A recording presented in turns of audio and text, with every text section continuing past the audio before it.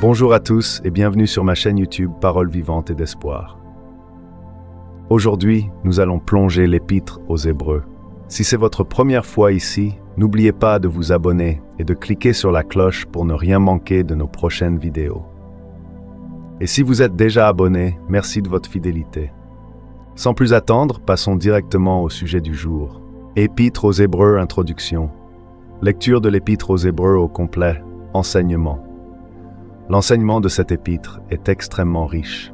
Elle présente une révélation de qui est Jésus parmi les plus profondes qu'on puisse trouver dans la Bible. Jésus est supérieur aux anges, il est l'être spirituel le plus puissant, Dieu lui-même. Jésus est supérieur à Moïse. Jésus est supérieur à Aaron. Ce qui regroupe tous les thèmes de l'épître, c'est celui du rôle de Jésus, le médiateur entre Dieu et les hommes. En tant que médiateur, Jésus a établi une nouvelle alliance qui comporte un nouveau culte. Jésus est le seul grand prêtre, le seul sacrificateur qui peut plaider notre cause devant Dieu le Père. Il y a un nouveau sanctuaire, il y a un seul sacrifice que Jésus a présenté, qui est son propre sang et qui est suffisant pour l'éternité. Ceux qui sont dans cette alliance ont un libre accès à Dieu, en Jésus. L'Épître insiste sur le fait que c'est par la parole de Dieu, la Bible, que nous est révélé ce Jésus-Christ médiateur, qui avait été annoncé dans tout l'Ancien Testament. La parole dévoile aussi l'état de notre cœur et notre besoin d'un médiateur pour le jour du jugement. On y trouve aussi un exposé de la foi, car c'est par la foi que Jésus peut devenir notre médiateur personnel. Plusieurs personnages de l'Ancien Testament ont démontré leur foi en croyant en les promesses de Dieu dans la Nouvelle Alliance. La foi est démontrée en acceptant de souffrir avec Christ. 2. L'intention de l'auteur n'est pas simplement de faire un exposé, il veut par là donner un puissant encouragement.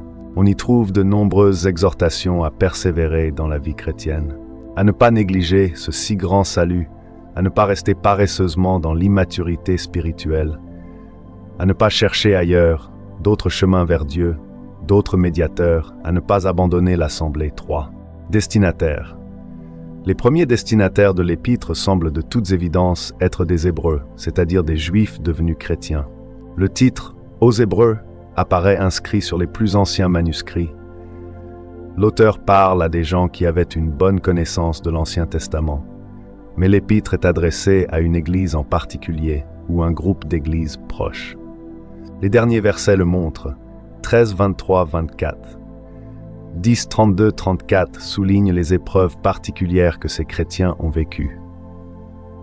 Mais souvenez-vous de ces premiers jours où, après avoir été éclairés, vous avez soutenu un grand et douloureux combat, d'une part exposé en spectacle par les opprobres et les tribulations, d'autre part vous rendant solidaire de ceux qui subissaient ce traitement.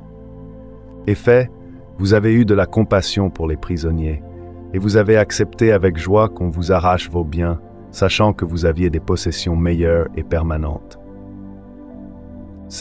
10 parlent de leur service particulier, car Dieu n'est pas injuste pour oublier votre action, ni l'amour que vous avez montré pour son nom par les services que vous avez rendus et que vous rendez encore aux saints.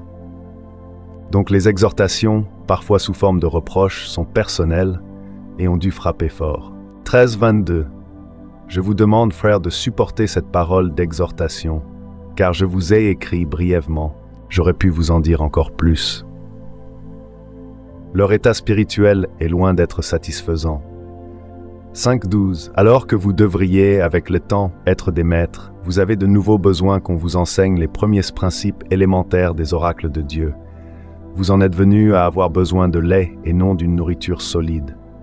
Auteur. L'auteur qui connaît bien ses lecteurs reste anonyme. Certains ont cru qu'il s'agit de Paul, mais de moins en moins d'experts le croient aujourd'hui. Paul a l'habitude de se nommer. Dans toutes ses lettres, le style de la lettre est différent des lettres de Paul. Paul avait un ministère concentré à l'évangélisation des païens. Dans 2, 3, 4, l'auteur ne s'inclut pas parmi les apôtres. Ce salut, annoncé à l'origine par le Seigneur, nous a été confirmé par ceux qui l'ont entendu, Dieu appuyant leur témoignage par des signes, des prodiges, des miracles variés. Plusieurs noms ont été proposés, Barnabas, Luc, Aquilas, Apollos, Étienne, Philippe, Jude, 5 pour nous. Même si l'auteur humain est inconnu, l'Épître a clairement un auteur divin, le Saint-Esprit. Cette lettre s'adresse donc à tous les chrétiens de toutes les époques. Le Saint-Esprit veut que nous connaissions qui est véritablement Jésus, que nous nous rappelions et que nos vies en soient transformées. Laissons-le donc nous parler dans cette étude, soumettons-nous volontairement à sa correction afin de persévérer dans notre croissance spirituelle. Et voilà, c'est tout pour aujourd'hui. J'espère que cette vidéo sur l'Épître aux Hébreux vous a plu et que vous avez appris quelque chose de nouveau. N'hésitez pas à laisser un commentaire ci-dessous pour partager vos pensées et poser vos questions. J'adore lire vos retours. Si ce n'est pas déjà fait, pensez à liker la vidéo et à vous abonner pour ne pas rater les prochains contenus. Merci d'avoir regardé et à très bientôt pour une nouvelle vidéo.